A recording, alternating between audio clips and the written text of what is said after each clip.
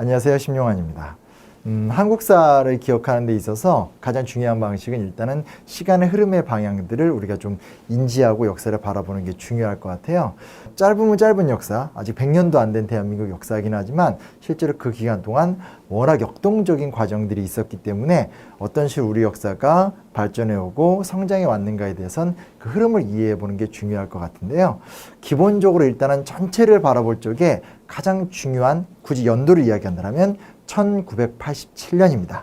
그래서 조금 어려운 말로는 87체제 이런 말도 있는데 1987년 이전의 대한민국과 1987년 이후의 대한민국은 아주 큰 질적인 차이가 있다라는 걸 기억하는 게 좋을 것 같습니다. 왜냐?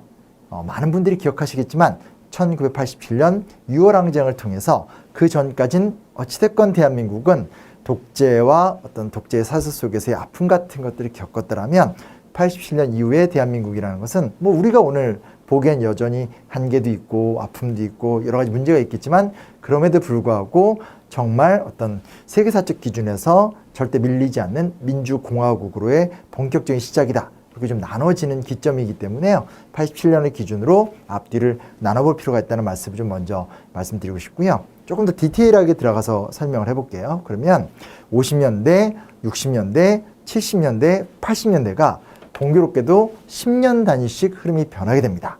50년대 때는 이승만 정권기, 60, 70년대 때는 박정희 정권기이긴 하지만 60년대 시대의 상과 70년대 시대의 상이 좀 차이가 나타나게 되고요. 80년대는 이제 전두환 정권기 이렇게 나눠지게 되고 87년 이후부터는 이제 민주주의 시대다 보시면 좋을 것 같습니다.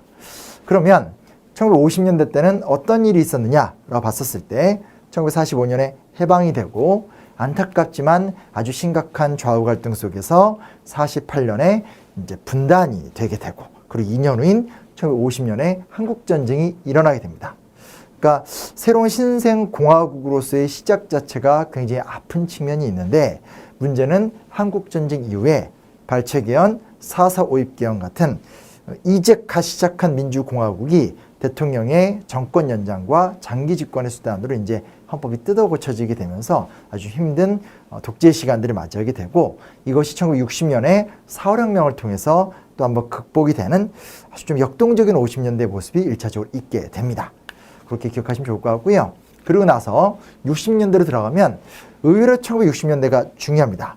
일단은 61년에 5.16 군사 쿠데타가 일어나게 되면서 박정희 대통령의 시대가 열리게 되었고 특히 60년대 때 65년에 한일협정과 베트남전 참전이란 두 개의 굵직한 사건들이 터지게 됩니다.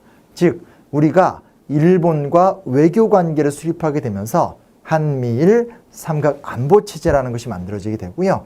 또 베트남전에 속된 말로 돈 벌러 갔다. 하지만 이렇게 단순하게 돈 벌러 갔다기보단 그때 그 과정 속에서 우리가 다양한 어떤 문화적인 영향을 받게 되는 과정들이 있기 때문에 60년대 중반에 일본과의 외교관계 수립 그리고 우리가 다른 나라의 전쟁에 참전하는 것들 이런 것들이 우리 대한민국 역사에 굉장히 중요한 문화적 영향을 줬다라는 걸 좀 기억해 두시면 좋을 것 같고요. 하지만 70년대로 들어오게 되면서 유신체제 그리고 각종 인권유린 같은 굉장히 힘들었던 어떤 독재 시대를 경험하게 되고 79년에 11.6 사태를 통해서 박정희 정권이 무너지게 되면서 이제 좀 새로운 시대가 오지 않았을까라는 기대가 있었으나 안타깝게도 12.12 군사반란을 통해서 전두환 정권이 들어서게 되면서 독재 정권이 조금 더 연장되는 모습들이 나타나게 됩니다. 하지만 80년 5.18 광주 민주항쟁 그리고 87년 6월 항쟁을 통해서 결국은 우리 역사를 굉장히 아프게 옥죄었던 독재 정권이 무너지게 되고 87년 이후부터는 본격적인 민주주의의 개막 그리고 어떤 대한민국의 본격적인 발전과 성장 같은 이야기들이 나타나게 되고요. 정치적으로는 이런 과정을 거치게 되지만 1960년대부터는 산업화의 시작, 조국 근대화란 말을 쓰기도 하고 경공업에서 시작해서 중화학공업으로 발전했다 이런 이야기들도 하게 되지만 어찌됐건 1960년대 때부터는 본격적인 경제성장과 산업성장 같은 것들도 같이 이어지게 되면서 되돌아보게 되면 결국은 우리나라가 산업화와 민주화라는 두 가지 주제를 같이 이루어내가면서 동아시아에서 가장 늦게 시작한 식민지 기간을 겪고 또 굉장히 많은 아픔과 상처를 겪었음에도 불구하고 뒤늦게 시작해서 동아시아의 그 어떤 나라보다도 빠른 속도로 산업화와 민주주의를 달성하게 되고 그리고 6월 항쟁 이후부터는 정말 다양한 분야에서의 사회적 성장, 문화적 성장 같은 것들을 이끌어내면서 오늘 우리가 이곳에 서 있게 되는 그런 과정을 거쳤다. 라고 좀 기억을 하시면 좋을 것 같습니다. 그래서 우리가 기본적으로 이렇게 연표 외우고하는 것들이 좀 답답하긴 하지만 이런 흐름 속에 발전 성장해 왔다는 것을 기억하고 나서 한국 현대사를 주제별로 하나하나씩 보게 된다면 굉장히 큰 의미 있는 시간이 되지 않을까 이런 생각도 같이 좀 해보게 됩니다.